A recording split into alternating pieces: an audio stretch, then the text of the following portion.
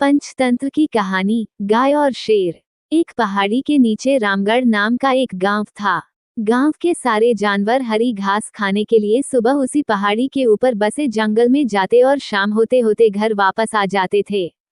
हर दिन की तरह लक्ष्मी नाम की एक गाय अन्य गायों के साथ उसी पहाड़ी के जंगल में घास खाने के लिए गई थी। वो हरी घास खाने में इतनी ज्यादा प्रसन्न थी कि वह कब एक शेर की गुफा के पास पहुंच गई, उसे पता भी नहीं चला। शेर अपनी गुफा में सो रहा था और वह पिछले 2 दिनों से भूखा भी था। जैसे ही लक्ष्मी शेर की गुफा के पास पहुंची, गाय की खुशबू से शेर की नींद खुल गई। वह शेर धीरे धीरे गुफा से बाहर आया और गुफा के बाहर गाय देखकर खुश हो गया।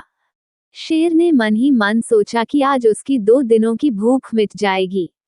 वह इस तंदुरुस्त गाय का ताजा मांस खाएगा और यह सोचकर उसने एक तेज दहाड़ लगाई। लक्ष्मी शेर की दहाड़ सुनकर डर जाती है।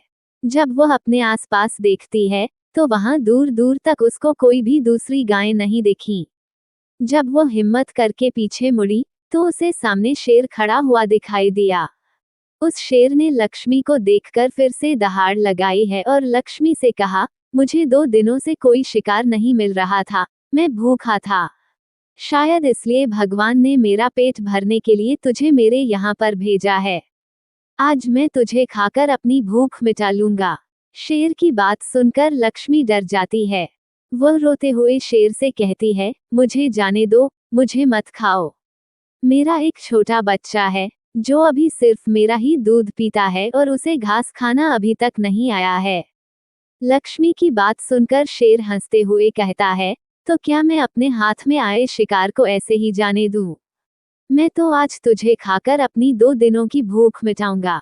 शेर के ऐसा कहने पर लक्ष्मी उसके सामने रोने लगी और विनती करते हुए कहती है कि आज मुझे जाने दो।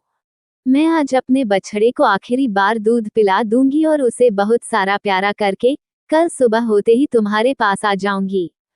फिर तुम मुझे खा लेना और अपना भूखा पेट भर लेना।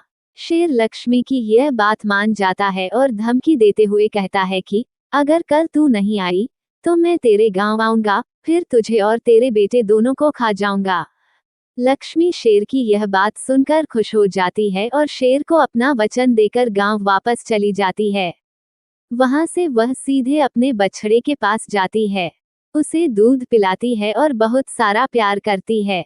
फिर बछड़े को शेर के साथ हुई सारी घटना बताती है और कहती है कि उसे अब अपना ख्याल खुद ही रखना होगा। वो कल सुबह होते ही अपना वचन पूरा करने के लिए शेर के पास चली जाएगी। अपनी माँ की बातें सुनकर बछड़ा रोने लगता है।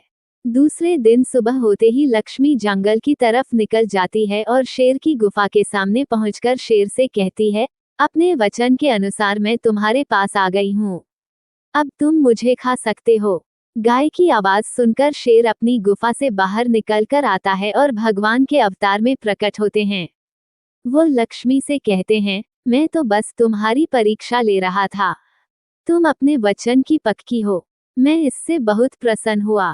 तुम अब अपने घर और बछड़े के पास वापस जा सकती हो।